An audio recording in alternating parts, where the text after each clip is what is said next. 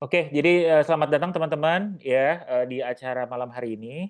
Kita akan masuk ke bumper dulu nih.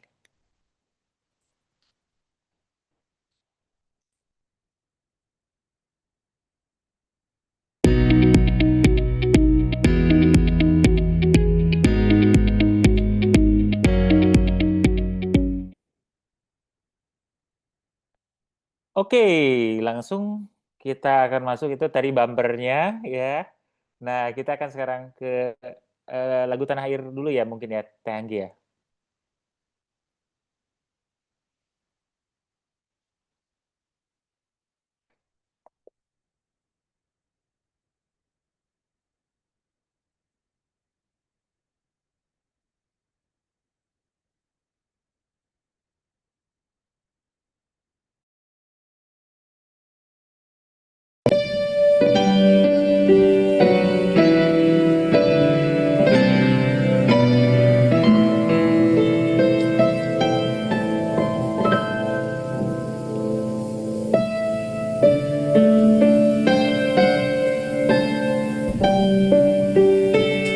Selamat siang, Om Bayu. Selamat malam, Om Bayu.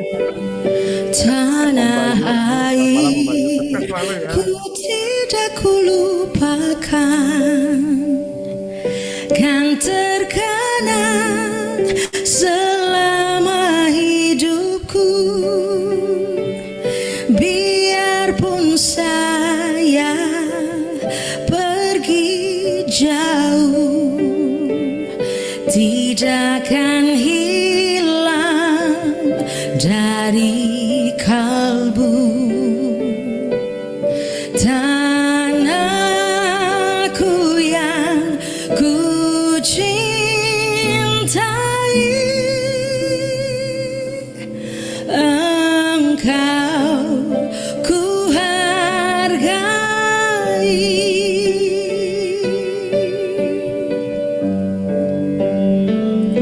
Walaupun banyak negeri ku jalani, yang masyhur permai di kata orang, tetapi kampung dan rumahku, di sanalah ku rasa senang. Tanahku tak ku lupakan, engkau ku banggakan. Tanahku yang ku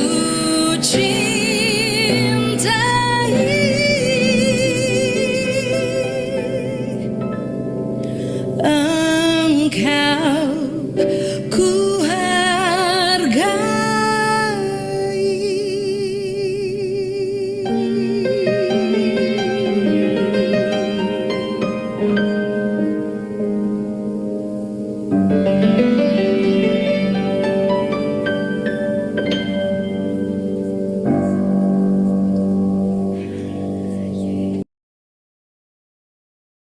Oke, terima kasih ya.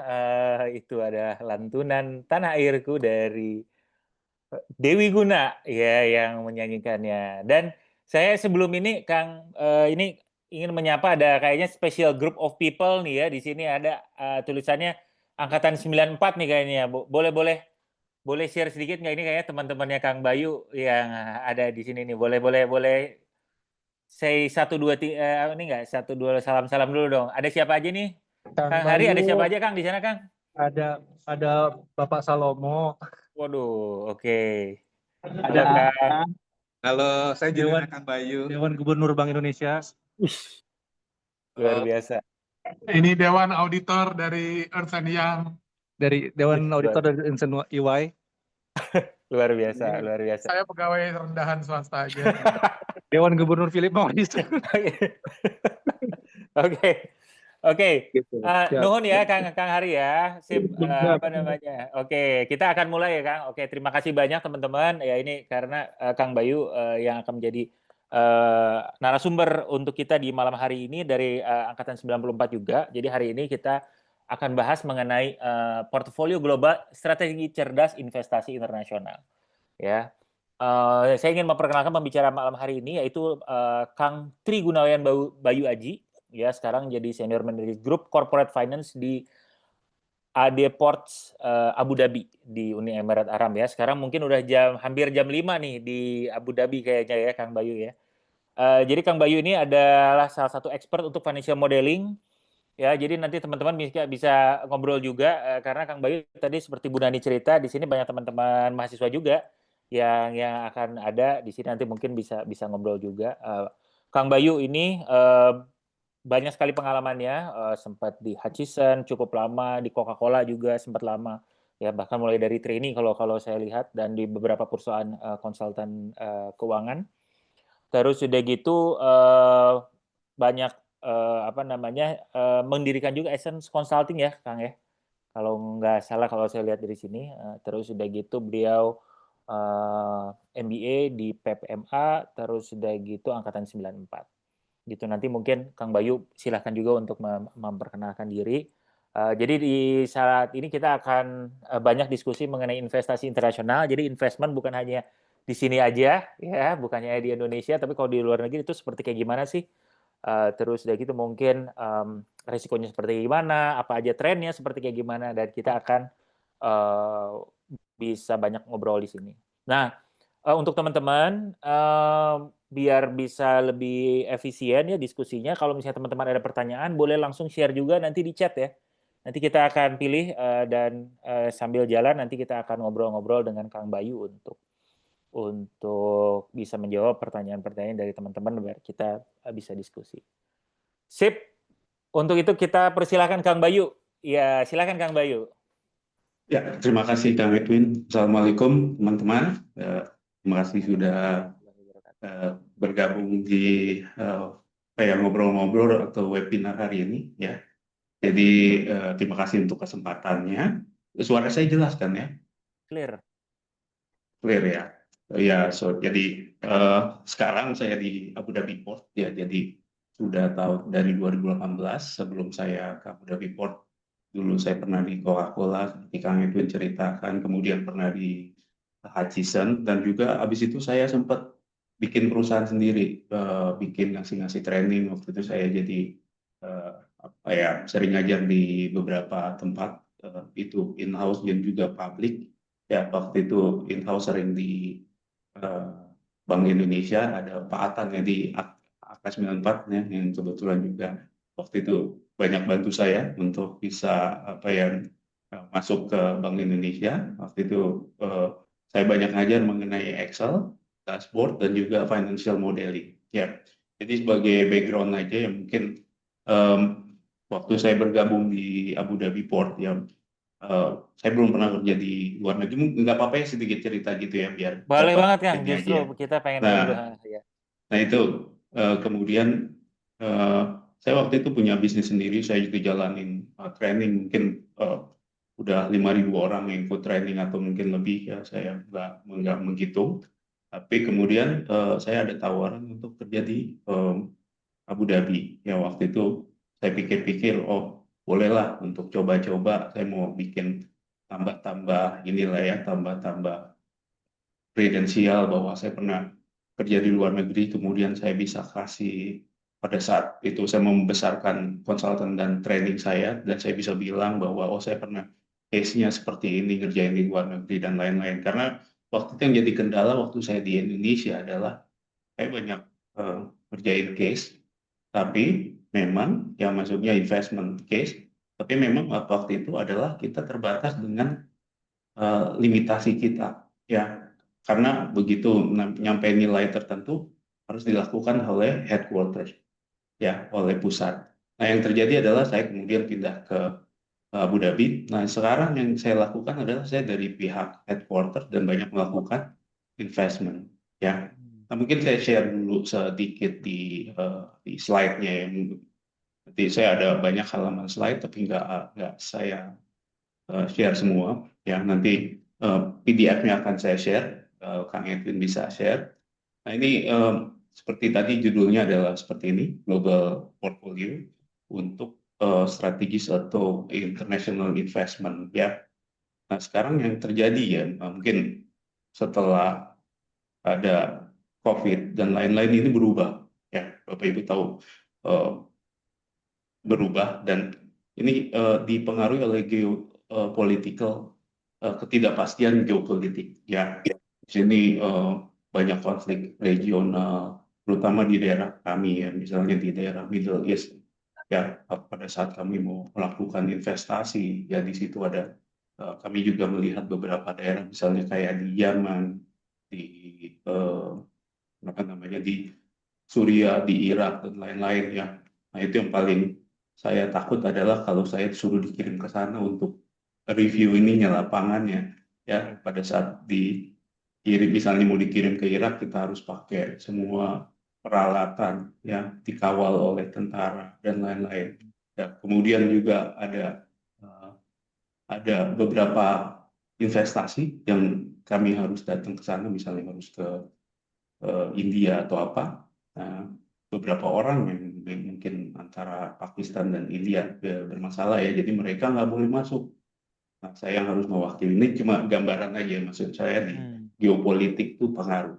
Ya. Kemudian juga sekarang ini mereka lebih fokus kepada arus modal ke emerging market. Ya, jadi di mana kalau kita lihat beberapa tempat ya untuk yang udah stabil, ini growth-nya nggak banyak. Ya kan misalnya kayak Cina, kayak apa growth-nya nggak banyak. Jadi bagaimana mereka mau investasi melihat daripada pasar yang berkembang. Ya. Sekarang apa yang pasar yang berkembang? Misalnya ada Afrika. Afrika itu kan kaya raya. Kemudian Indonesia juga kaya raya. Tapi kayak Afrika, mereka kaya, cuma yang terjadi apa? Di sana nggak stabil. Nah, harapannya adalah ke depannya mereka akan stabil, kemudian marketnya atau bisnisnya akan berkembang. Makanya banyak kalau teman-teman lihat banyak dari Cina juga masuk ke Afrika, Middle East mulai masuk ke Afrika, ya kan? Dari lokasi juga nggak jauh. Contoh kalau misalnya kita mau lakukan investasi, mau beli rumah, yang kita lakukan adalah beli tambahan yang terdekat dengan lokasi kita karena bisa kontrol. Nah, kami dari Middle East ke Afrika secara jarak lebih bisa connected. Nah, contohnya seperti itu ya. Kemudian ada environment, kita lihat social dan government juga udah jadi apa ya, jadi satu poin yang harus dilihat. Nah, kemudian data driven analysis. Nah, kita harus mulai membuat apa investasi itu benar-benar diukur oleh data ya, diukur oleh ke assumption yang benar. Ya, kalau Bapak Ibu ada yang sering bikin modeling atau apa atau investment analysis yang dilihat apa? Yang dilihat adalah projection ke depan, bagaimana potensi ke depan. Apa yang jadi trigger untuk bikin potensi ke depan adalah assumption. Nah, assumption itu didukung oleh apa? Data. Nah, makanya kita harus memastikan bahwa data tersebut komprehensif dan bisa dipertahankan. Nah, jadi 4 poin ini yang kita akan kita akan bicarakan ya. Jadi yang pertama adalah kita harus mengerti dari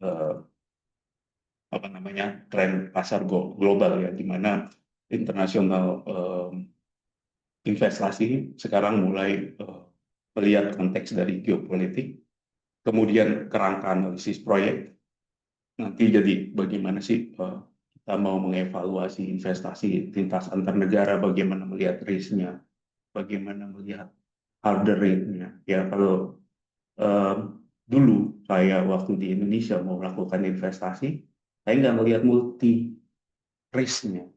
Di situ ada country risk, di situ ada risk yang lain, di situ ada inflasi. Ya, kemudian baru sekarang saya mulai lihat, oh saya perlu melihat weighted average cost of capital, bagaimana tiap negara punya atau tiap investasi yang mau kita masuk punya resiko yang berbeda. Jadi rate-nya nggak atau return-nya nggak akan sama. Misalnya kalau Bapak Ibu mau melakukan investasi di negara tertentu, ya negara misalnya di negara Mesir, di negara Kongo, di negara eh, Indonesia, gitu kan. Ini return-nya mungkin kalau kita bilang 15%, apakah itu sudah acceptable atau enggak? Nah, masing-masing negara ini punya risk yang berbeda. Jadi masing-masing negara punya hurdle rate yang berbeda. Jadi kita nggak boleh standarkan yang sama. Nah, makanya dan nanti ada setiap negara itu punya hurdle rate atau weighted average yang berbeda.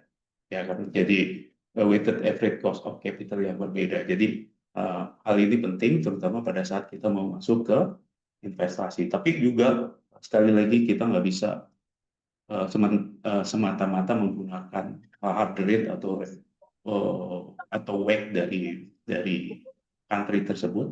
Karena apa? Karena sekarang weight kalau Bapak Ibu tahu, WACC di sini sekarang kan triggernya adalah salah satunya dari interest rate yang risk free oleh Amerika misalnya. Jadi kedepannya itu ya mungkin nanti akan berubah. Jadi kita nggak bisa lihat dari kondisi sekarang kemudian ke depan. Jadi mungkin ada adjusted seperti itu. Kemudian bagaimana meningkatkan kemampuan dan mengidentifikasi resiko, bagaimana mitigate dari resiko. Nah, kemudian pada saat kita lagi mau melakukan investasi, kita harus melakukan atau fully utilize semua yang ada di dalam organisasi kita. Ya, kayak kami di sini sebagai gambaran ya di kantor saya itu multi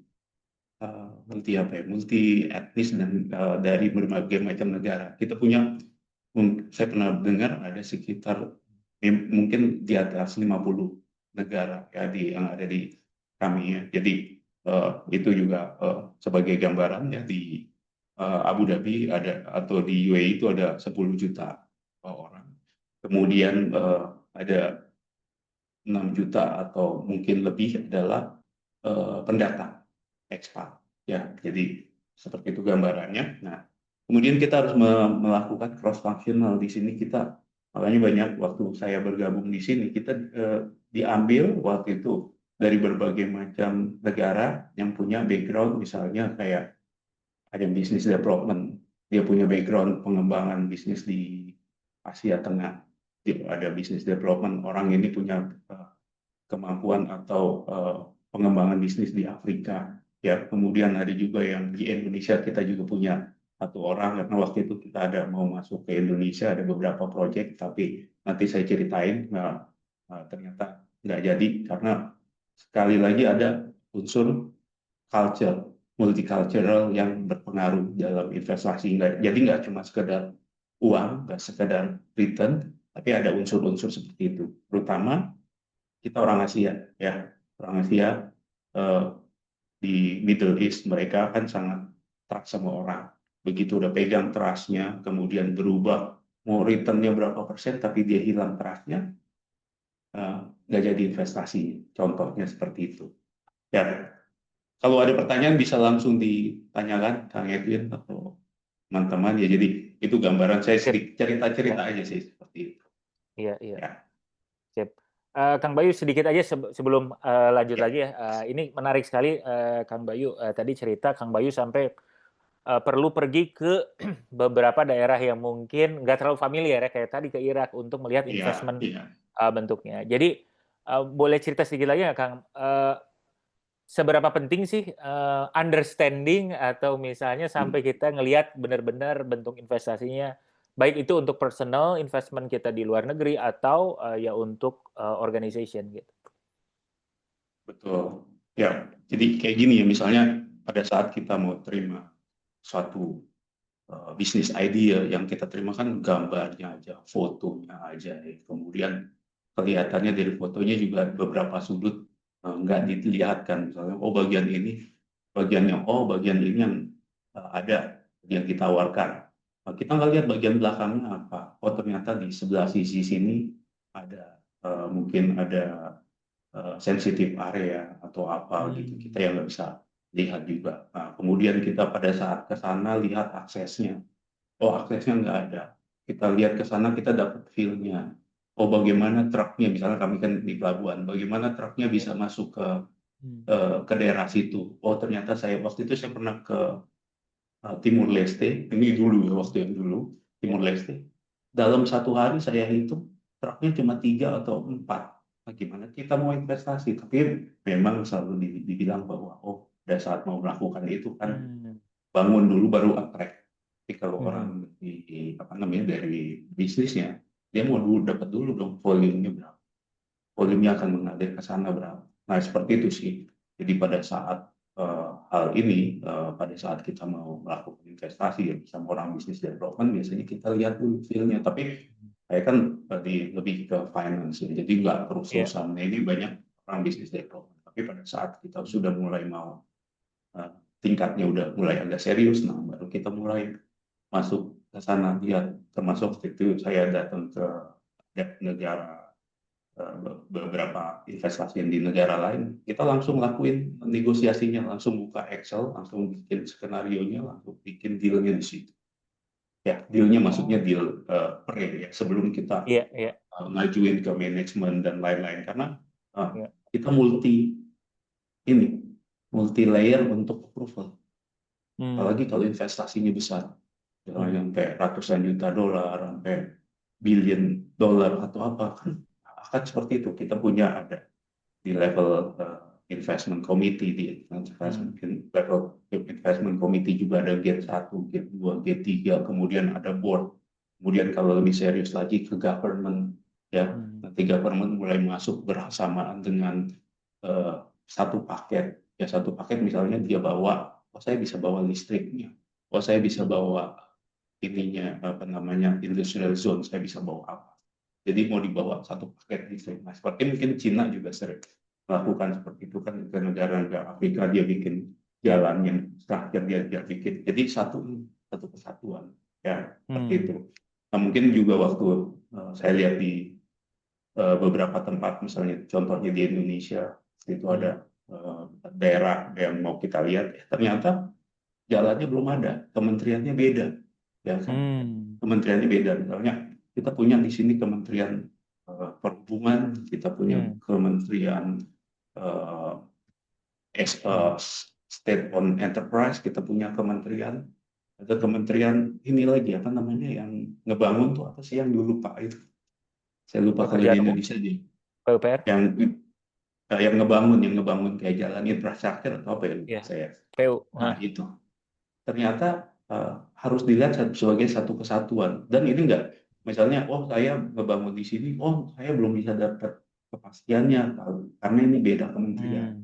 Dan ini juga terjadi di negara lain, Pak ya. Jadi pada saat berjalan, ya ternyata izinnya ada yang belum ada, atau rencana pembangunannya belum ada, seperti itu. Jadi banyak resiko yang harus kita lihat seperti ini. Jadi, tapi menarik sih, maksud saya kadang masuk ke sana, kemudian yang kita berikan bukan cuma kalau saya tuh melihatnya bukan cuma hitungan-hitungan di atas Excel, tapi begitu kita dapat konsesi, begitu kita dapat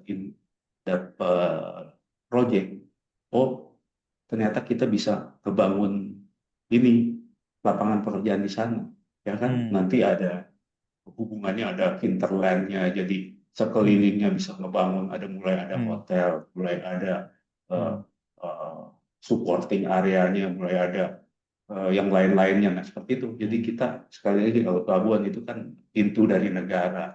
Nah, itu jadi kadang kepuasannya kami itu gitu ya, nggak cuma melihat dari kita berhasil dapat sesi untuk, tapi melihat juga ternyata apa yang kita bawa ke sana memberikan dampak juga, ya, secara ekonomi dan lain-lain. Itu sih. Nah, mungkin menarik.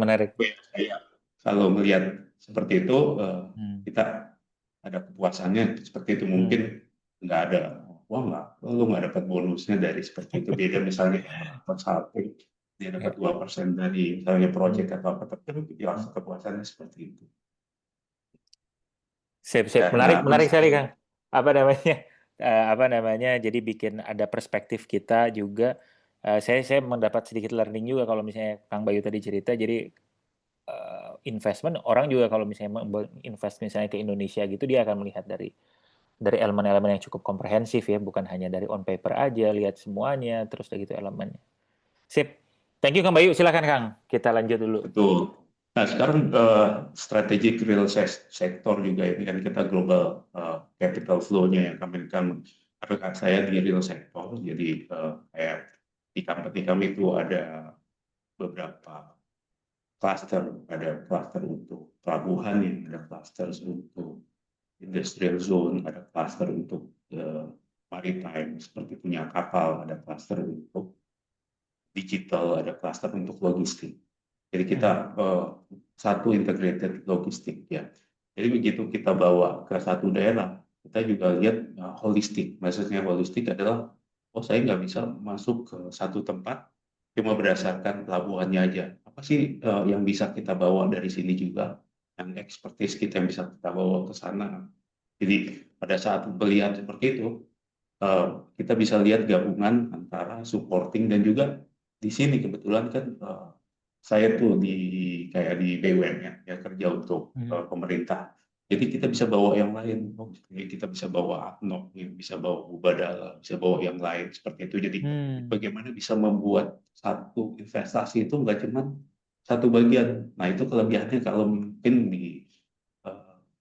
di satu perusahaan yang punya attach dengan negara. Jadi kita bisa bawa satu ini. Mungkin teman-teman yang kerja di BUMN juga ya, kita mulai melihat nggak cuma bagiannya itu saja, apa sih yang bisa kita kolaborasiin dengan bagian-bagian lain, dengan BUMN lain, ya kemudian kita bisa bring ke untuk melakukan investasi, misalnya nanti mau melakukan investasi di beda negara ya, di lain negara. Nah seperti itu yang kita pada saat melakukan itu kita bring satu package, satu holistic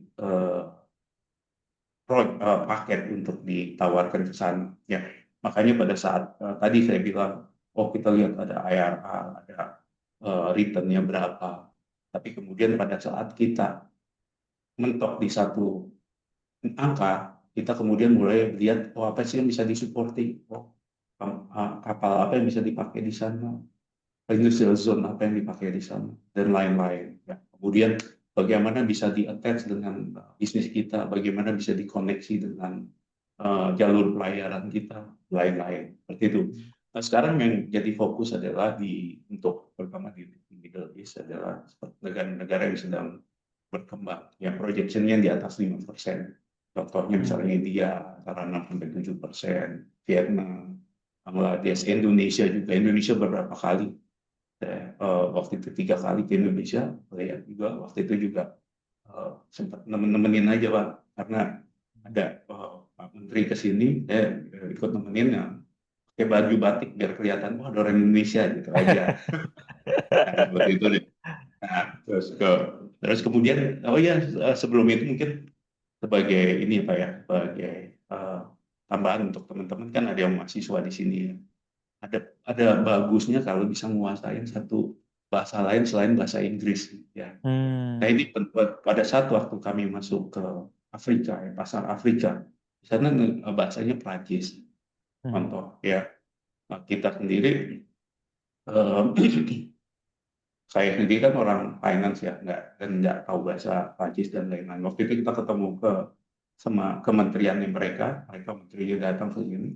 Yang ada adalah kita cari orang yang bisa ngomong bahasa Inggris, bahasa Prancis, dan juga bahasa Arab. Nah, ada satu orang yang bisa menguasai seperti itu. Nah, itu bisa jadi satu poin lebih. Nah, sekali lagi ke depan ada market yang besar, yang Afrika contohnya, di situ bahasa Prancis mungkin ke depannya akan sangat bermanfaat. Seperti itu. Jadi hal-hal yang kira-kira bukan teknikal, yang mungkin dari kami secara teknikalnya atau dari orang itu secara teknikal nggak terlalu menguasai, tapi dia bisa berkomunikasi dengan baik. Dan ini orangnya juga nggak bisa ngomong macam-macam nih, ya kan? Sering kan lagi meeting gitu, saya pakai bahasa Indonesia dia nggak ngerti nih. Jadi orang itu, gue pakai bahasa kita ngomongin orang ini bisa juga. Walaupun sekarang ada AI ya Pak ya, kita bisa rekam, bisa tahu dari multi language ya. Dia ngomongin gue nggak gitu ya. Salah satunya contohnya seperti itu. Nah, itu mungkin untuk teman-teman sebagai insight aja.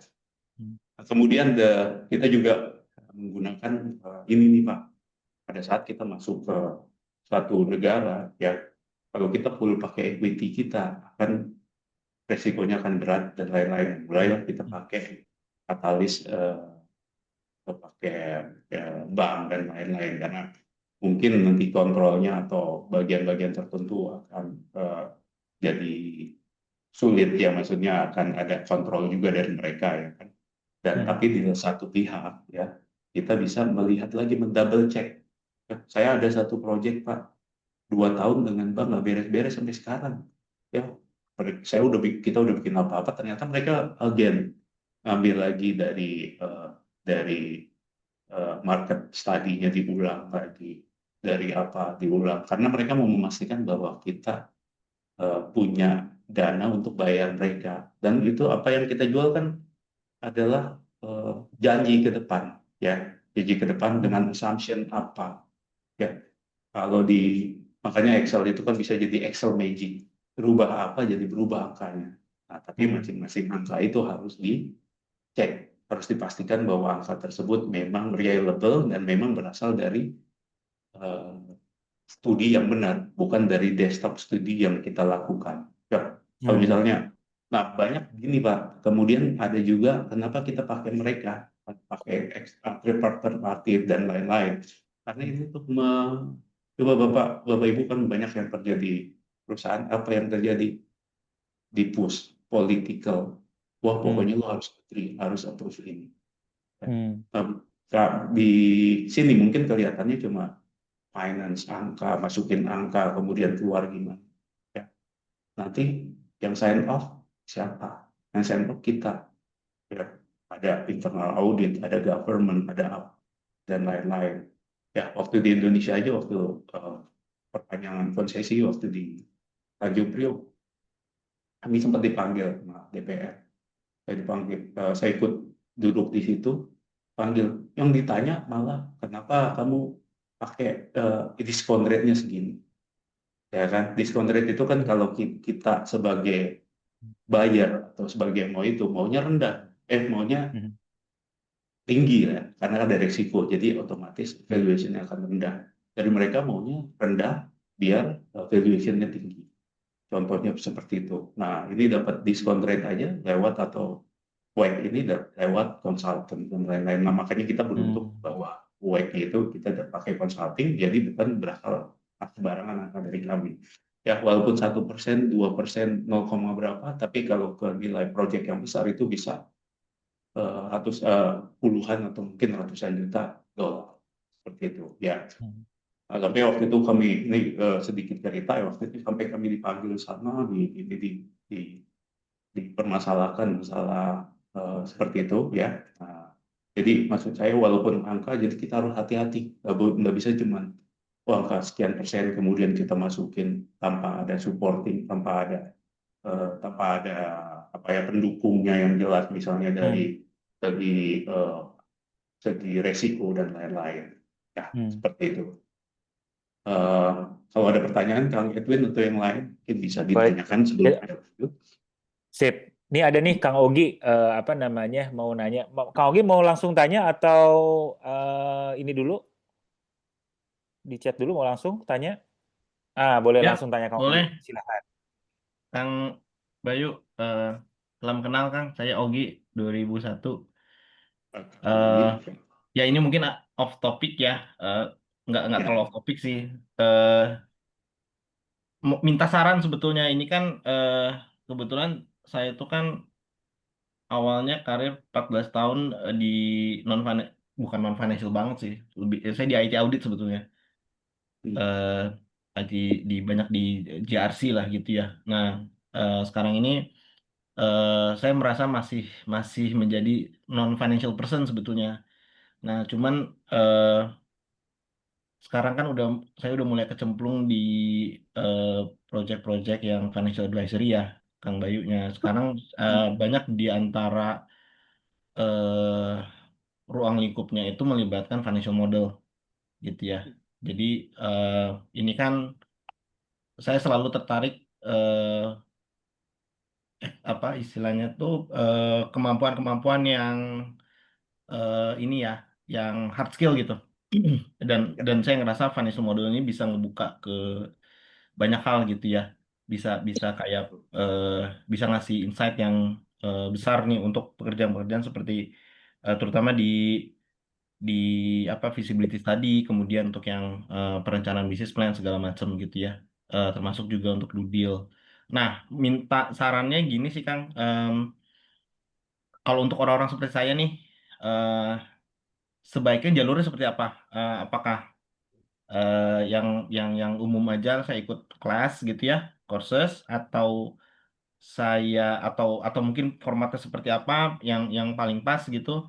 eh eh, apakah eh, yang paling paling tepat nih ya, maksudnya eh, ada opsinya apa aja sih gitu untuk supaya atau mungkin coba dulu di financial projection dulu gitu ya, atau mungkin atau belajar dulu valuation dulu misalkan yang menggunakan metode-metode tertentu gitu ya untuk ini maksudnya saya penasaran stepping stone-nya apa nih kalau due deal kan mungkin Ya, mirip kayak audit ya, relatif saya udah bisa ngikutin gitu, udah bisa ngemeng gitu ya. Cuman kalau udah financial projection pro forma nah itu masih masih agak kurang ini. Nah pengen tahu nih Kang Bayu kan udah lama di sini, tadi Kang Alit juga bilang pakar finmod nih gitu ya. Saya belum punya banyak suhunya gitu di area ini, jadi mau nanya juga eh, mau nanya ke siapa juga masih ini gitu. Nah, kira-kira Kang Bayu mungkin ada ini ya, ada apa insight-nya atau sarannya seperti apa gitu Kang Bayu. Thank you. Sip. Makasih. Makasih Kang Ogi pertanyaannya ya. Mungkin ini juga cocok nih Kang Bayu buat teman-teman yang masih mahasiswa juga yang biar gimana nih kira-kira apa namanya path belajarnya. Silakan Kang. oke. Jadi gini, Kang Ugi, sebenarnya kan udah di audit, jadi sebenarnya secara accounting-nya kuat ya. Kita di financial model itu kan sebenarnya yang dilihat adalah three statement model ya. Three statement model maksudnya three statement financial ya. Kemudian di situ ada profit and loss, balance sheet dan cash flow ya. Nah, pada saat kita mau lihat modeling, lihat projection, yang kita lihat adalah ke cash-nya. Karena kan ada yang disebut DCF, discounted cash flow ya. Nah, di situ cash adalah king ya. Di situ kita lihat adalah dari segi cash-nya. Nah, kalau untuk mulai dari bagaimana belajarnya yang banyak sekali sekarang di saya mungkin dulu nggak sehebat sekarang ya akses dari informasi. Saya bisa kalau mungkin Bapak bisa belajar dari YouTube, bisa belajar dari Udemy atau mau ngambil sertifikasi, di situ ada sertifikasi kayak yang ngambil dari di internet itu ada CFI, di situ ada FMVA, ya di dalam satu tempat itu ada 4 atau 5 sertifikasi, lalu Bapak dalam setahun bisa pelajarin itu udah menguasai sertifikasi yang banyak. Dia diajarin dari bagaimana yang teknik dasar, bagaimana Excel yang digunakan untuk financial model, bagaimana Excel untuk finance-nya, bagaimana dashboard-nya dan lain-lain, bagaimana membuat financial model yang baik. Ya di situ ada bagaimana best practice-nya. Jadi banyak hal yang bisa dilakukan. Tapi saran saya adalah coba satu project. Satu project, oh bagaimana sih kita bikin modeling dari project ini yang mungkin yang simple ya, yang simple kita bikin, oh saya mau bikin bisnis apa gitu ya, bisnis apa, bisnis misalnya yang simple, oh saya mau bikin bisnis restoran dan lain-lain. Nah sekarang Bapak dan Ibu juga udah punya akses lagi ke AI dan lain-lain ya.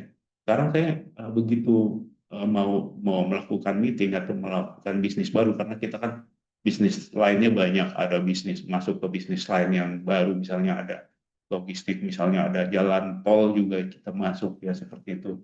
Nah kemudian saya nggak tahu, saya kan tahunya adalah bisnisnya yang apa ya, mungkin yang logistik dan lain-lain. Pada saat itu saya cari tahu bagaimana revenue drivernya, bagaimana cost drivernya, bagaimana capex-nya yang digunakan. Karena financial model itu cuma 3 yang membedakan. Kalau yang lain semua sama, financialnya sama. balance sheet-nya sama, cash flow-nya sama. Yang membedakan adalah di segi revenue dan lain-lain. Ya revenue bagaimana revenue di generator, bagaimana OPEX-nya dibuat, bagaimana CAPEX-nya, seperti itu. Ya, jadi itu yang bisa jadi pembeda. Nah, tinggal kita lihat, saya biasanya lihat di ChatGPT atau apa, kalau saya mau menjalankan bisnis ini, apa sih komponen-komponen cost-nya, apa sih komponen-komponen revenue-nya, apa sih komponen CAPEX-nya, sehingga pada saat saya bikin modeling, tinggal saya bikin link-linknya aja, Pak. Saya bikin. Tapi pada saat lagi bikin modeling juga yang harus kita ingat adalah modeling ini pada saat kita buat bukan untuk diri kita, ya, bukan untuk diri kita, tapi untuk orang lain pakai. Jadi jangan sampai ada hard coded di tengah-tengah kita masukin angka berapa. Kita harus misahkan mana input, mana calculation, mana output. Kita gambarkan bahwa oh ini model walaupun kita yang buat nanti in the future akan dipakai oleh orang lain. Kemudian bagaimana memudahkan orang itu. Misalnya kalau dipisah, kalau dulu kebanyakan saya lihat orang yang bikin model itu masih nyampur input calculation outputnya di satu tempat, kadang-kadang di calculation tengah-tengahnya dimasukin input udah hard coded. Nah nanti pada saat kedepannya lagi mau kita buka lupa.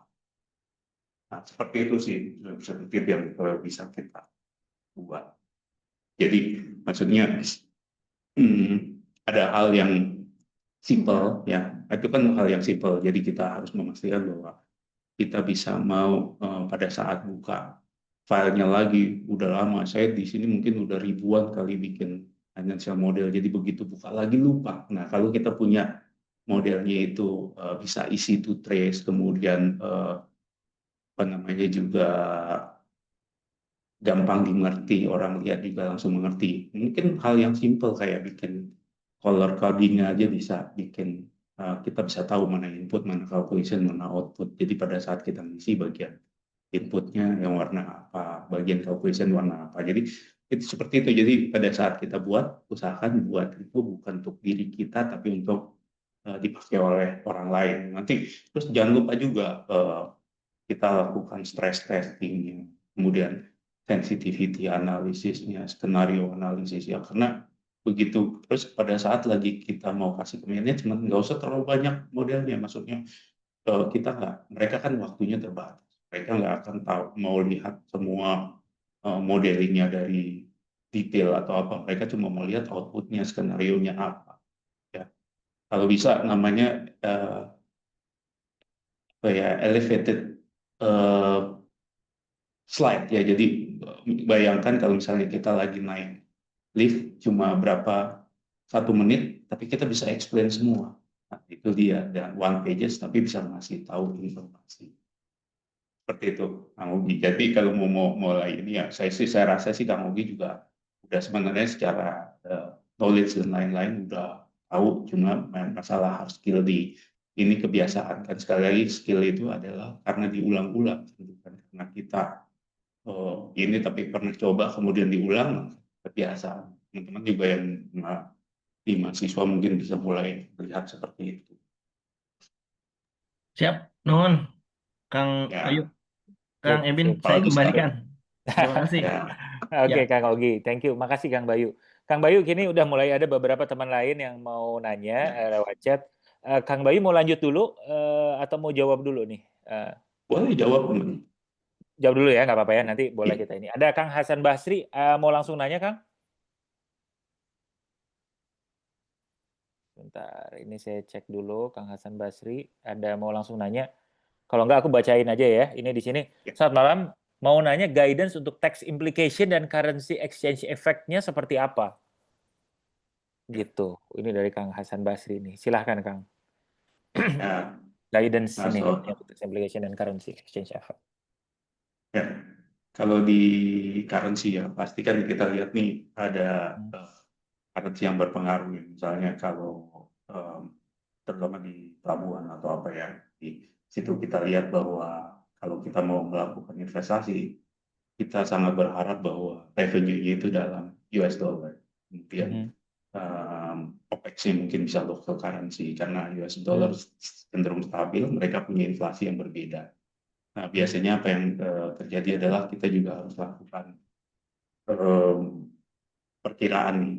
Perkiraan maksud saya kita harus punya dua inflasi, yang satu inflasi untuk US dollar, yang satu inflasi untuk local currency. Lokal. Ya seperti itu. Jadi kita udah bikin nih bagaimana kalau ternyata cost-nya berapa persen pakai local currency, cost-nya berapa persen pakai US dollar, apa impact-nya. Kalau kita mau melakukan investasi, yang kita lakukan adalah pada saat kita mau masuk capex di sana, kita punya vendor pasti bukan yang nggak punya pengalaman atau lokal, tapi kita akan ambil satu vendor yang punya pengalaman internasional dan mereka tarifnya adalah US dollar.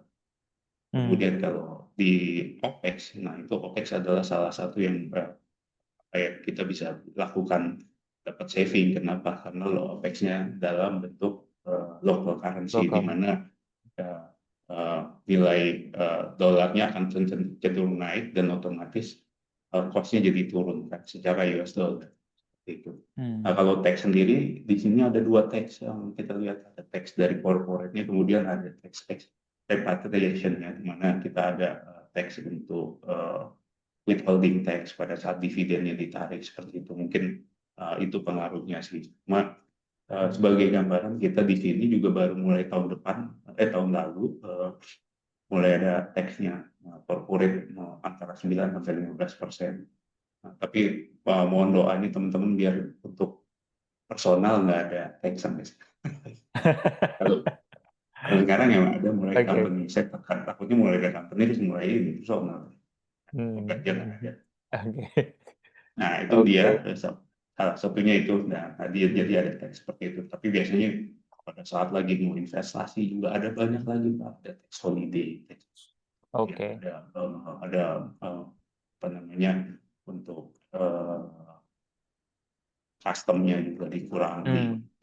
Kenapa? Karena kita kan bring sesuatu ke sana. Jadi mereka kan tax holiday berapa tahun biar returnnya.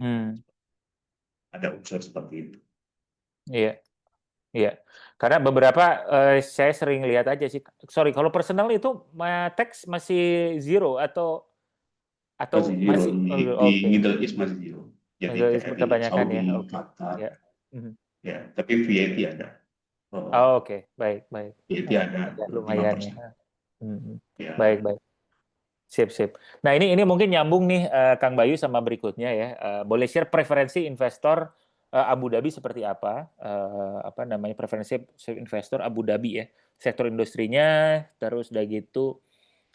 Cuman ini kayaknya perspektifnya masuk rating minimal perusahaan kalau invest di Indonesia. Dan cara gain trust investor di sana dengan efektif itu seperti apa? Gitu. Ini dari Kang Asa, akuntansi 2008. Makanya tadi sempat saya juga sampaikan bahwa nggak cuma sekedar angka, tapi mereka juga merasakan bahwa ini bisa convert secara going concern ke depan. Ya, going concern ke depan.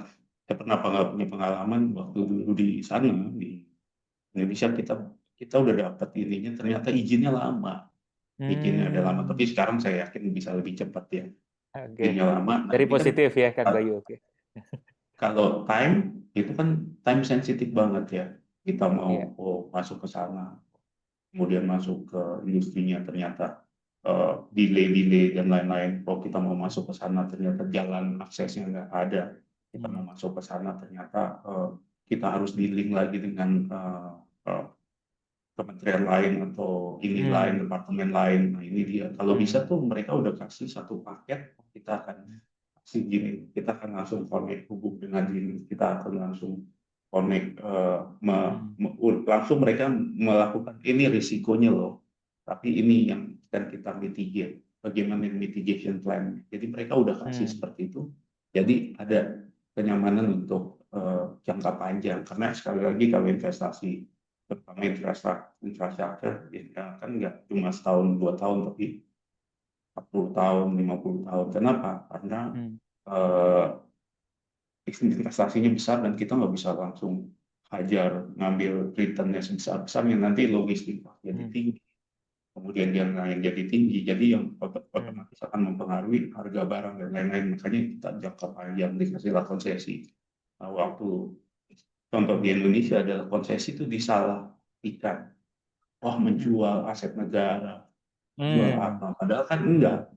Ya, itu adalah investasi, dan konsesi itu diberikan karena untuk return yang jangka panjang, nggak bisa cuma jangka pendek seperti itu. Jadi, nah waktu saya di Coca-Cola dan waktu saya di pelabuhan, Coca-Cola itu EBITDA marginnya cenderung kecil, ya kan, karena dia kan retail. Kemudian juga ada manufacturing dan investasi mesinnya nggak terlalu besar. Begitu pelabuhan, EBITDA marginnya itu besar. Kenapa? Karena dia elemen terbesarnya sebenarnya adalah investasi, depresiasinya masuk besar. Begitu net profit kan mirip-mirip lagi. Nah, begitu hal ini dimasalahkan, misalnya contohnya di Indonesia, wah itu pelabuhan kan marginnya besar, kita yang udah kecil-kecil gimana, masuk ke sana nggak adil, tolong dong turunin ini. Nah, seperti itu ya, padahal investment di depannya yang besar. Seperti itu. Jadi kita harus memahami masing-masing industri itu punya return atau punya bisnis model yang beda, sehingga jadi kita harus memastikan bahwa investor, terutama yang jangka panjang, itu punya kenyamanan, stabilitas secara ekonominya, secara komersialnya, lain-lain. Ya, kemudian kita contoh misalnya kayak itu ada pelabuhan, ada yang lain dan lain-lain ya. Kita harus memastikan bahwa kita akan kita bisa capture dari marketnya. Ya, sekarang gini contoh di pelabuhan di Indonesia ya. Indonesia pelabuhannya adalah mereka menggunakan dua komponen untuk concession fee ya. Ada yang fix, ada yang variabel untuk gitu ya.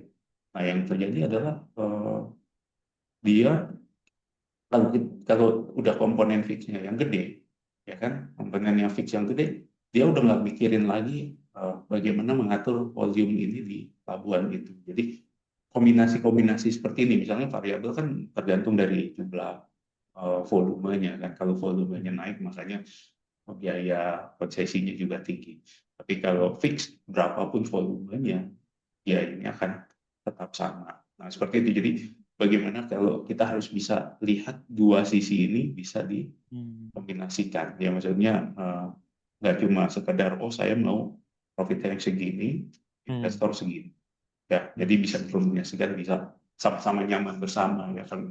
Nah, sekali lagi kayak misalnya untuk infrastruktur, untuk bisnis seperti ini, jadi nggak cuma sekedar melihat dari profitnya, tapi bagaimana ini juga bisa menjadi komponen-komponen meningkat industri lain ya. Itu kayak itu kan pelabuhan adalah gateway dari negara ya, contoh ya, mungkin yang bisnis lain juga seperti itu. Jadi tapi pada saat investor mau masuk, mereka melihat dari kepastian ya, risikonya.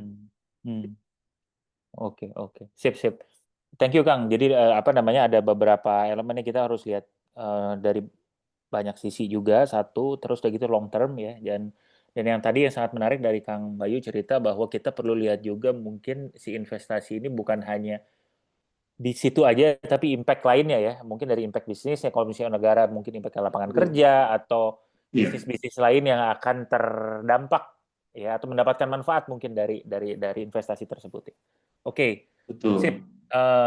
Oke. Ini ada dua pertanyaan lagi. Ini yang simpel dulu ya dari Kang Alit nih. Kang Bayu masih buka kelas untuk financial modeling nggak nih? Ya nih, ini sih dulu saya sering bikin itu ya. Iya. Kang Alit dulu, atau lupa saya, Kang Alit dulu waktu masih kayaknya pernah deh, temennya mungkin yang ikut ya. Dulu waktu itu saya ngasih in-house di tempatnya Kang Alit.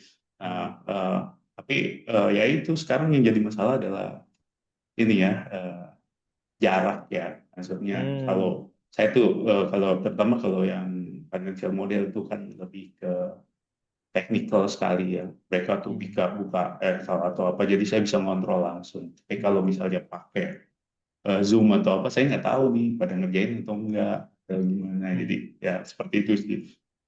Dulu sering masih tapi sekarang akhir-akhir ini udah enggak sih, saya belum dulu ya. Oke. Dulu ya. Oke, oke. Oke, thank you Kang Bayu. Ini ada Kang Adrian. Kang Adrian ada mau langsung nanya nggak? Kang Adrian. Coba aku tanya dulu nih, karena cukup panjang juga nih Kang Adrian pertanyaannya. Mau langsung Kang? Kalau enggak, aku tanyain ya. Izin Kang nanya, kebetulan saya di real estate. Ya, waktu kemarin sudah biasa melakukan financial modeling, terutama untuk beberapa gedung dalam menentukan rate measurement tertentu ke tenant dan menentukan apa di CF mungkin cash flow ya. Juga asumsi profit and loss. Menurut Akang level advance, kalau mau nerusin mending ambil training apa? Oh, ini juga mengenai knowledge nih ya. Mending ambil training apa ya, dan arah sertifikasi yang konkret apa, PFM atau CFE misalnya gitu. Hatur nuhun. Silakan Kang Bayu. Ya mungkin kalau real estate nih agak unik ya. Real estate itu kan dia berdasarkan ini ya, berdasarkan kombinasi dari apa namanya misalnya contoh rumah atau apartemen, dia punya kelas-kelas yang beda, kemudian dia kombinasinya beda. Dulu saya pernah bikin untuk real estate, yang kita buat adalah kita bikin combine atau mix rate, kemudian kita buat seperti itu. Kemudian juga ada lagi, dia ada diterima di muka, dia udah dapat uang dan lain-lain ya. Agak unik memang, susah itu. Jadi kalau bisa sih, saya waktu itu belajar juga ada mungkin bisa lihat di Udemy, ada apa yang khusus untuk real estate ya. Nah itu bisa. Kemudian real estate ada kombinasinya lagi, dia ada yang mau di sales, ada yang mau di rent, ada facility, ada apa ya seperti itu. Kemudian dia harus bangun infrastrukturnya dan lain-lain. Ini memang agak ini ya, agak kompleks. Nah, kalau mau ngambil di FMVA itu atau CFI, dia juga ada. Kalau CFA kan sebenarnya lebih pada konsep dan untuk ke apa yang untuk certified-nya itu yang bisa juga untuk akses ke misalnya kalau kami di sini banyak nyari harus ada certified misalnya CFA atau apa ya. Jadi sekarang di tim kami ya ada sekitar 5 yang CFA ya, saya doang yang enggak. Mereka dari India, dari Pakistan senang tuh siswa muda ya. Kalau bisa sih itu juga, kalau memang mau kayak untuk akses ke apa ya misalnya untuk company lain atau negara lain, ini kan yang satu sertifikasi yang memang diakui di mana-mana. Tapi kalau memang mau belajarnya khusus untuk real estate atau apa, itu bisa lihat dari contoh model, kemudian bisa lihat dari Udemy atau apa. Tapi kalau yang saya CFA atau apa lebih ke general, tapi dia dipakai untuk akses ya. Misalnya kita kalau cari orang juga certified untuk CFA, certified untuk CMA, certified untuk apa ya. Tapi begitu masuk ke bagian-bagian yang lebih teknikal ya, mereka nggak mencakup itu, tapi lebih pada konsep, bagaimana sih konsep time value of money, bagaimana konsep dari DCF, kok etiknya bagaimana apa. Jadi lebih seperti itu ya. Jadi kalau saya mau boleh sarankan, kalau memang mau benar-benar ngerjain bagian itu ya, cari yang training yang memang spesifik untuk itu. Baik. Ya. Jadi tergantung kebutuhannya ya, kurang lebih pengen dipakai untuk apa. Kang Bayu, mungkin kalau misalnya ada beberapa lagi yang Kang Bayu pengen share, mungkin kita boleh lanjut dulu kali ya Kang ya.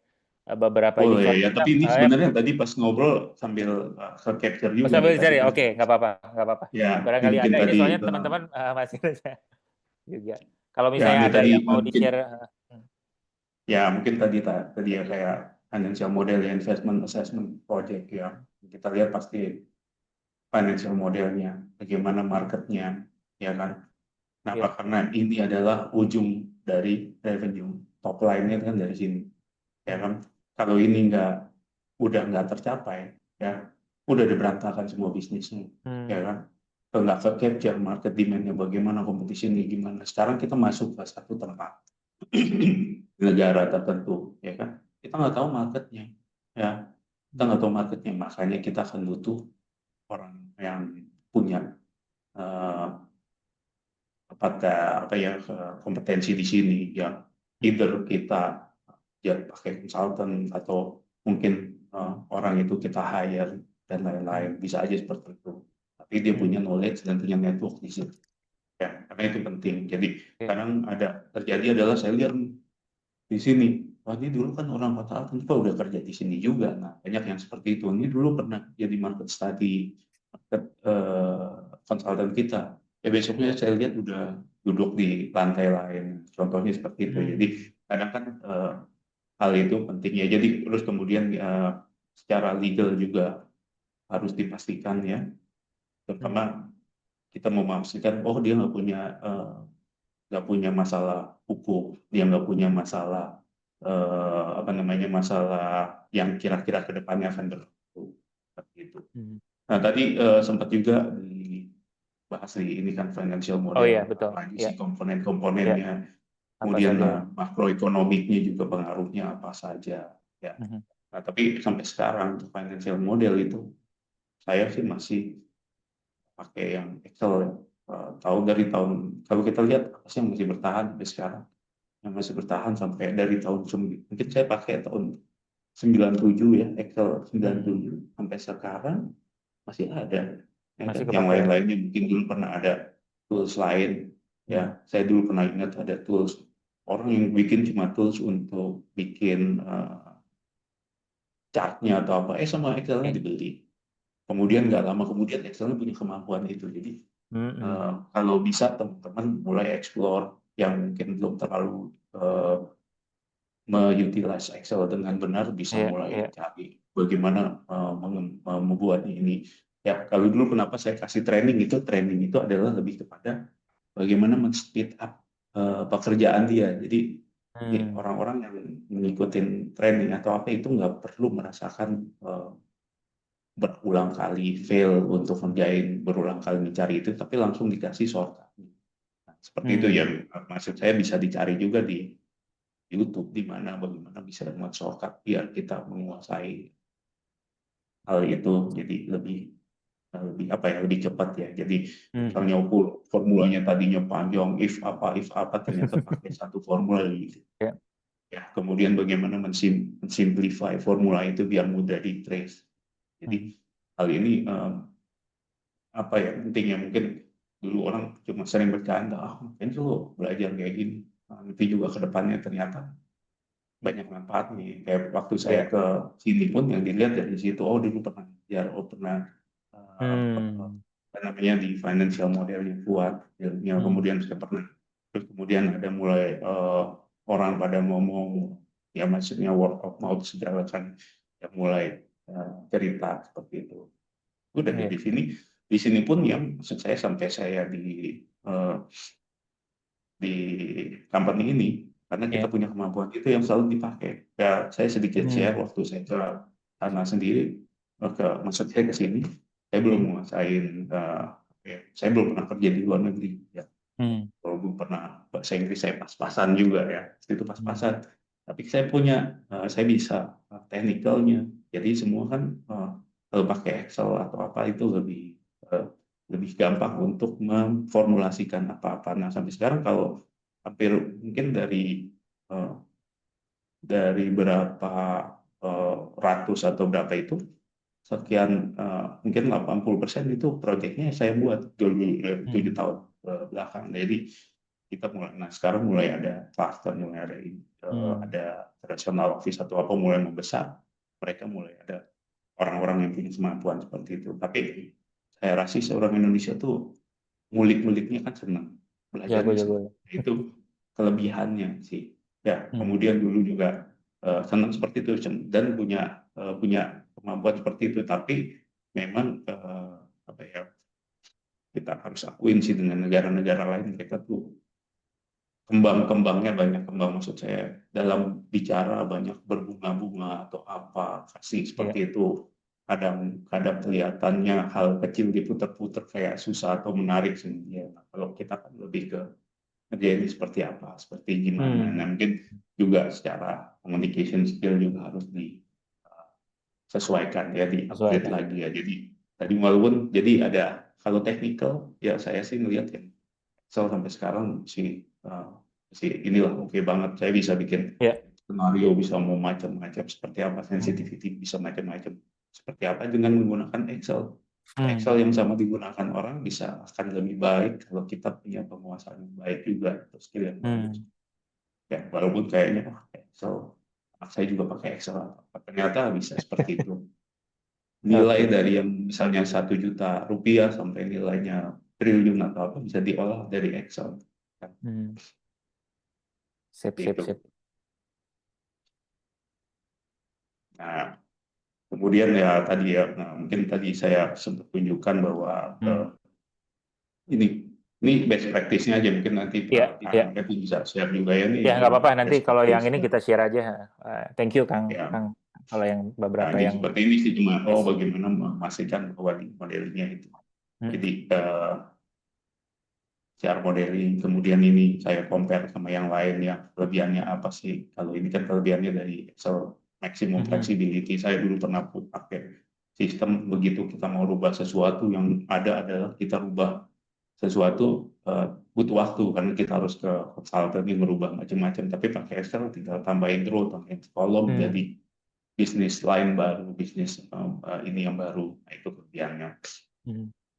Ya, kemudian assumption-nya kita pada saat kita bikin ini memastikan bahwa assumption-nya itu bisa valid ya, sesuai dengan, kemudian independent ya, harus ada independent validation, memastikan bahwa assumption-nya itu benar. Nah, makanya kita tadi pakai consultant dan pakai checking, pakai internal, kita orang-orangnya juga harus masing-masing orang punya expertise yang beda-beda, dari komersialnya, dari teknikalnya, dari orang engineeringnya, dari orang sivilnya, jadi benar-benar karena kita pada saat mau melakukan investasi ini nggak cuma nilainya berapa, tapi nilainya besar. Kalau kita fail, nilainya juga yang akan pengaruh ke return kita. Jadi benar-benar pada saat seperti itu harus dipastikan bahwa assumption itu bisa defensible ya. Kemudian ini tadi saya sempat sebutkan bahwa ada harga rate, bagaimana ada risiko, kita mau masing-masing negara kita punya return yang berbeda ya. Kemudian masing-masing negara itu punya, ada lagi industri, tiap industri punya return yang berbeda seperti itu. Jadi pada saat kita lakukan ini, kita jadiin acuan, bukan jadiin black and white begitu, nggak menyentuh ini kita fail, itu enggak. Jadi kita memastikan bahwa ini kita jadiin referensi, paling enggak nilainya harus lebih tinggi dari sekian, tapi nggak bisa semata-mata pakai itu, kita bisa dikombinasikan dengan misalnya bisnis lain, industri lain, yang kemudian kita bring komitmen lain, kita bisa bawa dari pemerintah, bisa masuk ke sektor lain yang otomatis bisa membuat package-nya ini secara return lebih besar, seperti itu. Terus kemudian juga ya ini komponen-komponennya aja ya. Pada saat kita bikin return ada apa sih? Ada 2, project return, kemudian ada equity return. Kalau project berarti benar-benar dari bisnisnya aja, tapi kalau equity return bagaimana udah mulai ada komponen leverage ya, ada komponen utang dan lain-lain, makanya benar-benar murni ke equity gitu.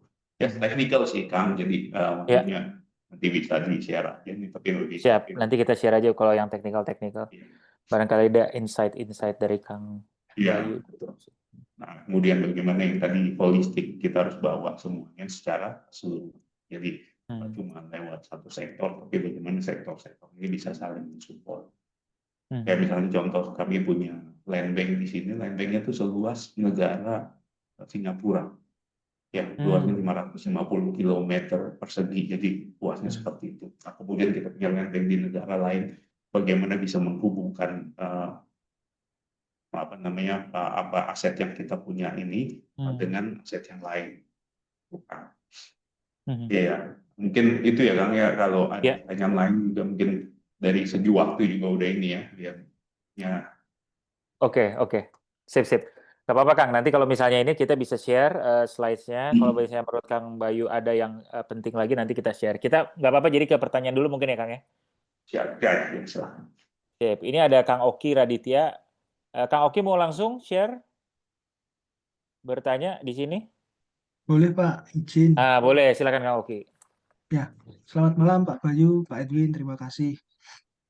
Ya, yang mau saya tanyakan Pak, jadi saya sudah berpengalaman bekerja di BUMN konstruksi Pak. pertama kali Pak karir saya sampai dengan saat ini saya sudah berkarir 13 tahun.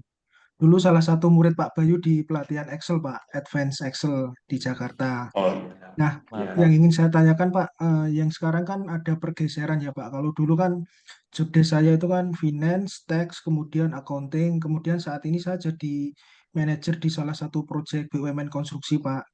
Nah, cuma yang jadi masalah kan kebutuhannya sekarang bergeser Pak. Dari yang semula hanya menyajikan laporan keuangan, kemudian audit, sekarang kan bergeser ke analisa dan financial modeling untuk menyajikan apa namanya FinMod ya.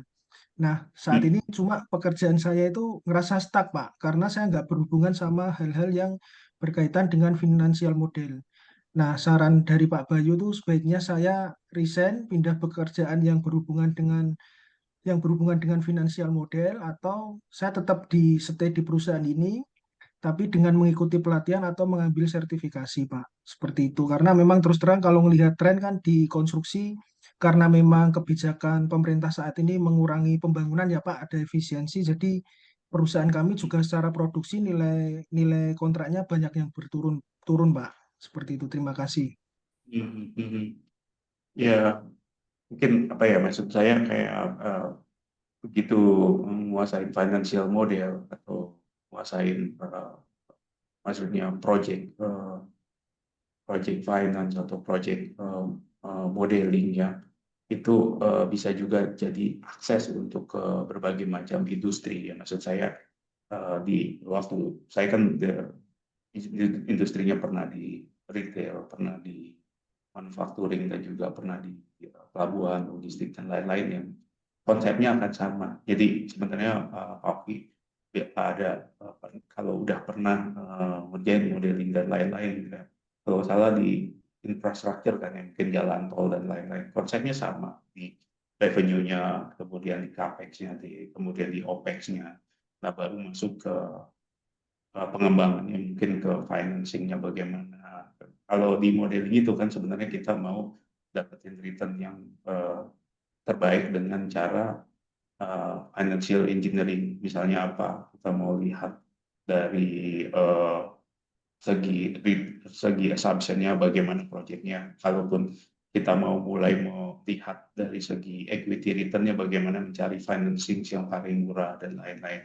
Tapi kalau tadi Bapak, saya betul nggak terlalu tahu kan sekarang kondisi market di atau lapangan pekerjaan di Indonesia ya Pak ya. Tapi kalau saya lihat sih mungkin mungkin ke apa ya, mungkin untuk sekarang ini, kalau dulu misalnya kita pada saat off season maksudnya nggak terlalu banyak pekerjaan, yang saya lakukan adalah saya cari ngambil sertifikasi atau apa gitu ya, kemudian itu bisa dijadikan sebagai kedepannya mungkin saya mau nyari untuk pindah industri atau apa. Tapi mungkin kalau sekarang ya, kalau Bapak bilang lagi efisiensi dan lain-lain, ya mungkin itu juga impact-nya ke semua kan. Kayak dulu saya pernah ingat ada satu anjuran untuk melakukan efisiensi, ternyata terdampaknya ke yang lain-lain, berarti kan tempat lain juga terdampak ya. Kayak waktu dulu saya di training, saya dulu pada saat COVID yang pertama kali dilakukan ya training, ya. Itu kemudian training impact ke hotel, lain-lain. Bapak mungkin ke infrastrukturnya atau pengaruh ke vendor-vendornya seperti apa, bagaimana konsultannya juga ternyata seperti itu ya.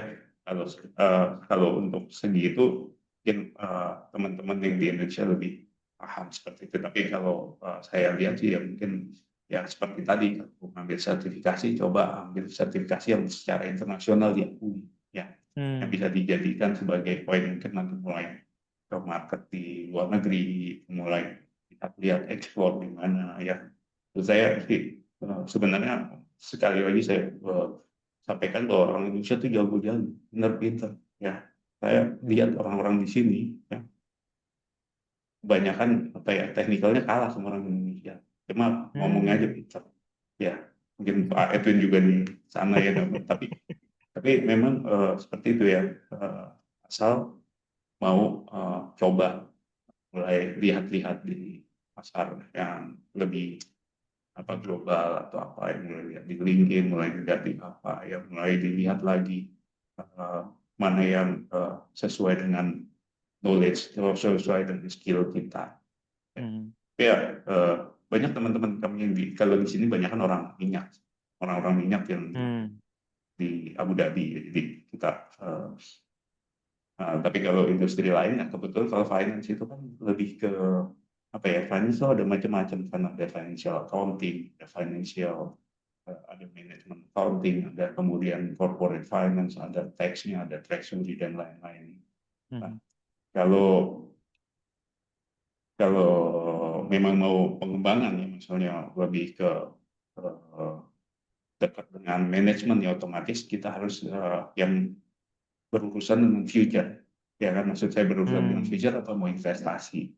Mau Hmm. investasi biasanya di kalau manajemen accounting biasanya untuk reporting. Nah, kalau di kayak di financial strategy atau apa, nah, lebih ke mau pengembangan bisnis dan lain-lain. Nah, kita akan lebih banyak duduk bareng manajemen dan akan lebih dilihat ya, oh bagaimana skenario ini, bagaimana skenario apa, bagaimana mereka mau melakukan. Nah, mungkin di situ, tapi ya kayak tadi kalau mau ambil sertifikasi ada juga yang kayak FMVA dan nggak terlalu mahal, itu sekitar $400 setahun kalau nggak salah. Hmm. Nah, tapi dia bisa dapat sertifikasinya berapa Hmm. macam. Ya, Baik, Sip. Mbak. Thank you. Terima kasih. Ya, makasih sama-sama. Kang Oki, pertanyaannya menarik juga ya. Jadi apa namanya, insight dari Kang Bayu juga mengenai internationally accepted certification ya. Ini sangat bisa membantu untuk Ya. teman-teman. Karena apa namanya, selain skill kadang-kadang mereka juga banyak yang lihat dan pengen tahu gitu. Oke.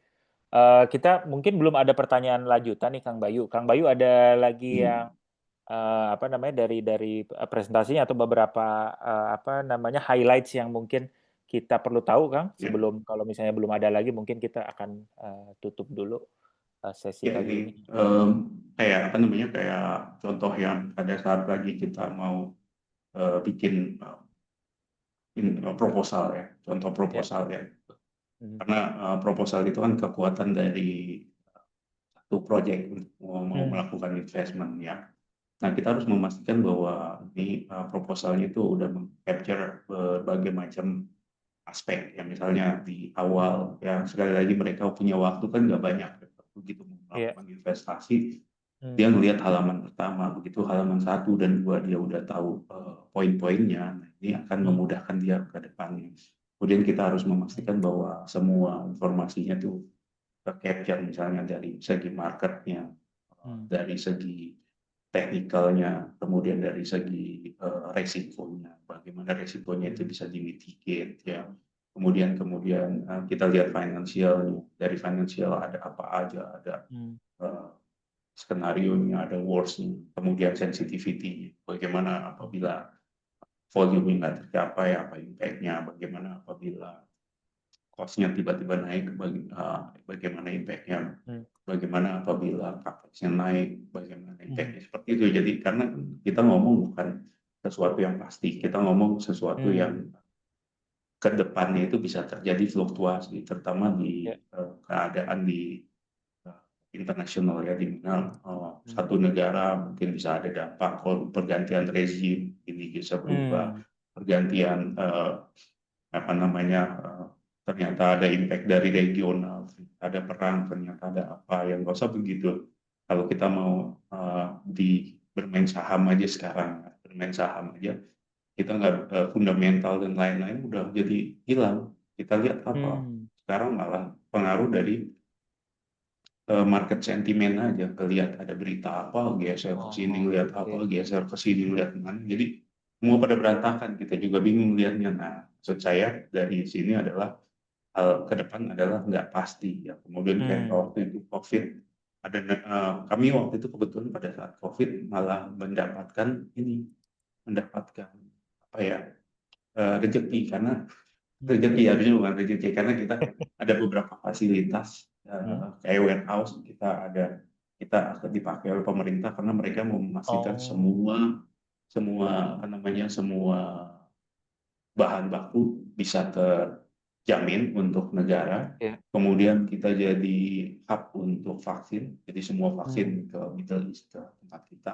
Di situ ada yang memang ada investasi juga, karena ada kulkas yang harus minus 70 ya di situ. Jadi saya pernah lihat tuh begitu buka, kayak gimana, jadi kita harus pakai spesial baju khusus. Kemudian juga waktu itu dijadiin fasilitas untuk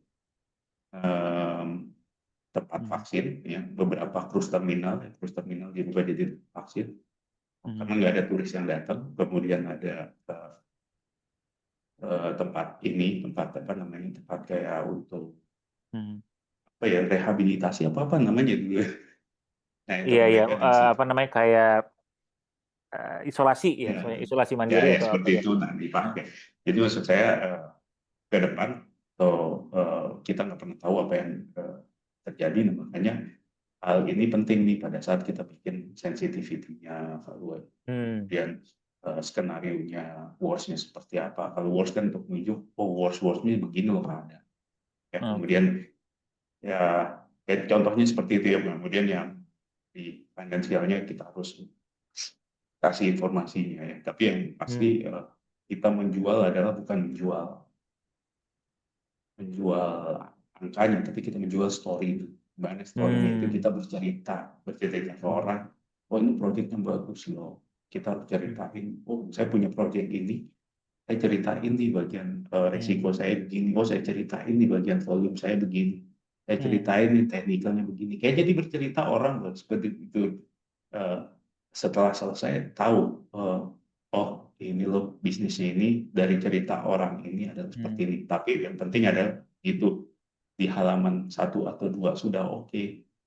Biasanya apa sih yang kita lakukan itu kan saat meeting atau apa sebelumnya udah ada diskusi, ya diskusi banyak lah di sini kan orangnya pendekatannya begitu. Ngobrol dulu sama bos-bosnya, ini begini loh bisnisnya. Pada saat di situ cuma 1 halaman, oke, approve. Tapi kalau udah memang big boss ya bilang begitu, yang tadinya enggak approve juga semua nengok dia, oh yuk juga ya, mungkin sama ya.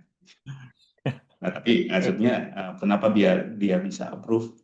Karena kita udah berapa layer yang melakukan review dan udah kasih feedback, juga bukan berarti dia sembarangan langsung approve atau gimana, tapi itu udah ada di belakangnya bermainnya. Jadi seperti itu ya. Jadi komponen-komponen yang penting yang harus disampaikan adalah bagaimana kita menceritakan satu proyek itu secara keseluruhan, ya, dan semua aspek bisa tercapture, ya, seperti itu. Terus kemudian ya, nah ini juga penting nih, pre-investment, during investment, sama post, ya. Pre kan ya development, di situ kita banyak datang ke tempat-tempat baru untuk lihat bisnisnya seperti apa. Kemudian dari segi saya modeling, saya bikin proposalnya, saya bikin approval IC-nya, situ investment committee, ya. Kebetulan saya di sini juga sekretaris, jadi kita harus sekretari untuk ini investment committee. Jadi sebelum kita kasih ke sana, kita rapiin dulu itu semua. Apakah udah ada faktor ini, udah ada risiko dan mitigation-nya bagaimana, apakah udah ada, saya sampai bikin ini. Mungkin Bapak dan Ibu juga penting nih untuk sesuatu yang berulang, kayak di Excel kan ada makro. Nah, kalau di ChatGPT itu ada AI agent atau apa. Jadi bisa buat AI agent yang pada saat kita mau lakuin project atau apa. Nah, kemudian kami di internalnya juga punya AI agent. Jadi saya buat AI agent aja. Jadi untuk suatu yang berulang, saya buat AI agent, kasih prompt-nya. Pada saat ada project ini, apa aja yang harus dimunculkan, apa aja yang harus saya tanyakan, apa aja yang harus ini. Begitu upload, saya langsung tahu, oh ini poin-poinnya. Seperti itu ya. Mungkin sekarang udah luar biasa kan teknik, banyak hal yang bisa kita explore dari AI, walaupun kita harus hati-hati dan karena banyak informasi yang sensitif, makanya kita punya AI sendiri, kemudian kita buat agentnya, dia prompt-nya seperti apa. Ya, kemudian during the investment ini penting nih karena monitoring. Ya, di sini pada saat pre-investment untuk financial apa sih, kita bikin modeling, valuation. Pada saat during investment kita harus memastikan budget kontrolnya, apakah dia sesuai dengan budget, apakah mulai ada melebar, bagaimana corrective action-nya dan lain-lain. Kemudian post implement-nya, bagaimana actual-nya dengan targetnya. Ya, nah pada saat di sini kita biasanya setelah punya ada 3 atau 4 tahun operation dia berjalan, baru kita bisa buat implementnya. Kemudian operasionalnya, visibility study, progress monitoring, ya kan, performance review, legalnya, contract negotiation, compliance trackingnya, kemudian kalau misalnya mau exit structuring-nya, kemudian governance-nya. Nah, governance-nya ini penting karena ya mungkin di setiap company punya internal audit atau apa ya. Saya pernah ada case begini, diambillah sampel saya, mungkin 10 atau berapa sampel. Ada satu aja nggak kasih pertanyaan. Saya harus bikin pertanyaan begini, Pak.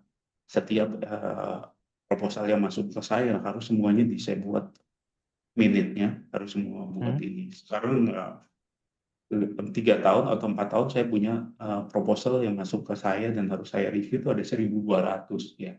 Nah itu Banyak juga ya. itu ada satu sampel nggak ini langsung internal audit bikin bilang fighting atau apa seperti itu.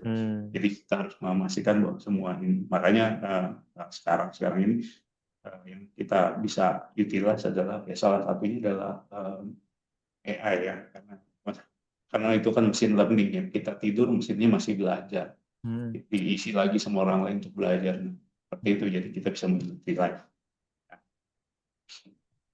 Termasuk untuk hal sesuatu yang kalau kita mau melakukan investasi baru atau apa bisnis model seperti apa, kita bisa explore dari situ.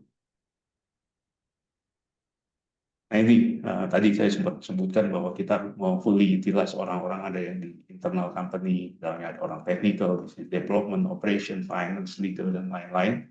Bagaimana memastikan bahwa mereka memang masing-masing melihat, ya, masing-masing melihat bahwa ini project ini seperti apa, masing-masing harus sign off, ya, harus sign off. Jadi kadang kalau di modeling itu saya tulis ini model inputnya dari mana, dia orangnya sign off, tanggal berapa, emailnya tanggal berapa. Ya karena kita investasi udah misalnya puluhan atau ratusan juta dolar, ya, kalau nggak kita lakukan seperti itu, nanti ke depannya, wah saya nggak tahu itu apa ya, angkanya dari mana, bukan dari kamu ya. Gitu. Jadi kita harus memastikan ya nanti teman-teman yang akan terlibat di modeling, dan walaupun kayaknya cuma masukin angka yang itu adalah angka yang harus di sign off, setiap orang itu harus mempunyai tanggung jawab untuk angka yang dimasukin. Jadi setelah mereka kasih angka pun hasil meeting atau apa, saya tulis lagi, ini berdasarkan meeting hari ini, kamu ngomong seperti ini, confirm ya, kita punya bukti ke depan. Seperti saya tadi di awal cerita bahwa kita pernah dipanggil oleh ini pemerintah untuk melihat bagaimana prosesnya. Oh kita bisa seperti ini, oh kamu bisnisnya seperti ini, bagaimana penentuannya ini, ya kan? Karena kayak di Indonesia aja kan kalau nggak salah di KPK itu bisa menangkap kalau berpotensi. Kan berpotensi gimana? Berpotensi belum terjadi. Berpotensi menimbulkan kerugian. Nah itu dia. Jadi pada saat seperti itu Bapak punya semuanya tertulis, dan lagi ini teman-teman kan nantinya akan banyak urusan seperti itu atau kedepannya akan ada seperti itu. Ya misalnya bikin modeling dan lain-lain, tolong semuanya dipastikan bahwa tercatat dan di sign off oleh masing-masing orang yang terlibat dalam proyek. Sip. Iya. Ya itu sih Kang, jadi maksudnya ya, siap. Apa ya, yang lainnya benar-benar teknikal, yang maksudnya ini adalah gambaran-gambaran pada saat kita lapangan, kemudian kita melihat berbagai macam industri ya, kemudian juga ya, sekali lagi kalau kita masuk ke tempat yang baru ya juga ya, kita harus benar-benar ini yang melihat bahwa culture-nya masing-masing beda ya. Kemudian apa ya, ada yang misalnya ada direct communication, indirect communication, apalagi di tempat, ada beberapa tempat yang individual decision, kemudian collective decision, something like that ya. Jadi bisa jadi kemudian ada yang benar-benar power seperti itu. Wah, saya nggak mau langsung ambil keputusan. Oh saya dulu pernah kita negosiasi ya, ngobrol-ngobrol, kita yang diutus ya, dia bilang saya nggak mau negosiasi sama kalian, saya mau negosiasi sama orang yang bisa mengambil keputusan langsung, jadi perantara seperti itu. benar gitu kan pernah ngomong gitu ya. Hmm. Oh ya benar juga ya, memang sih kita nggak Hmm. akan bisa ngambil keputusan. Tapi ya Hmm. seperti itu. Ternyata ada gitu, ada culture-nya beda-beda Iya, iya. di sini. Tapi unik juga sih kan. Memang yang ada di negara yang kayak tadi saya bilang, Hmm. waktu kami ke India, oh, dilihat ke atas sih, ternyata oh ada orang ini Kristen atau apa, oh ternyata negara ini dulu kita nggak mau nyebut awal-awal tuh, dulu tahun mungkin 2 atau 3 atau 4 tahun lalu deh, Hmm. UAE sama Qatar juga bermasalah, kita nggak menyebut atau cari proyek yang dari sana seperti Hmm. itu. Ya, jadi maksudnya ada hal seperti itu yang Hal ini yang dibuat beda-beda ya. dari angka dan lain-lain. Ya, Sip, sip. itu sih kan. Jadi, Oke, siap. Oke, thank you ya Kang Bayu ya. Ini karena waktu juga, ini kita akan ada pertanyaan ya, terakhir, terus nanti mungkin kita akan tutup. Dan teman-teman nanti kalau misalnya perlu, ini boleh di-share ya Kang Bayu ya, ininya ya. Apa namanya, ya. slides-nya ya. Oke. Kang Alit, silakan Kang Alit. Ini ada pertanyaan nih Kang Alit, silakan.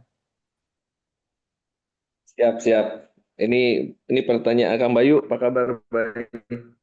Wah, kali gimana Mas main basket? Ya. Punten, ini pertanyaan orang awam sih sebenarnya. Saya nggak. Ada nggak suara saya jelas nggak, Kang Eben? Clear Kang. Jelas. Clear ya. Oke. Nah, jadi saya nggak pernah menggunakan financial modeling, tapi saat ini lagi makanya begitu pas topiknya Kang Bayu financial modeling, saya langsung harus ikut gitu kan. Saya pengen tahu. Nah, saat ini saya lagi merintis satu usaha di pelayanan kesehatan. Dulu bikin visibility study, itu kan berarti juga pakai financial modeling gitu ya. Cuma karena saya nggak kerja sendiri, saya pakai konsultan, saya cuma terima hasil gitu. Begitu perintisan usaha ini jalan, nah gimana saya apa komponen-komponen differential modeling yang harus saya pakai untuk saya bisa kontrol bisnis ini dan untuk bisa nge-forecast atau bisa gue yakin nih bisnis ini sebenarnya bagus apa enggak gitu. Ya. Gimana tuh? Jadi ini udah ada financial modeling yang pada saat awal ya, jadi mau pada saat bikin bisnis, jadi ada visibility study berdasarkan financial modeling itu ya. Nah, pada saat dia berjalan, tadi kita bisa pakai di sini nih Kang, kita bisa pakai ada namanya untuk during the investment atau during project ya, pada saat pengawasan projectnya. Nah ini untuk budget control. Jadi Kang Alif udah punya modelingnya, itu di compare lagi sama actualnya bagaimana. Ya kan di situ kita udah punya kira-kira projectionnya akan seperti ini berdasarkan financial model. Nanti kita compare actual kita pada saat berjalan seperti apa. Kemudian kita bikin rolling estimate-nya kan. Kita bisa masukin actualnya terhadap yang udah misalnya bikinnya kan pada saat bikin modeling 10 tahun atau berapa tahun. Nah, pada saat udah ada actual, kita masukkan sebagai rolling estimate, kita lihat bergesernya sejauh apa dia dengan apa yang sudah kita buat sebelumnya modelingnya. Nah, kemudian kalaupun ada pergeseran yang besar, apa sih corrective action-nya yang kita bisa perbaikin seperti itu ya.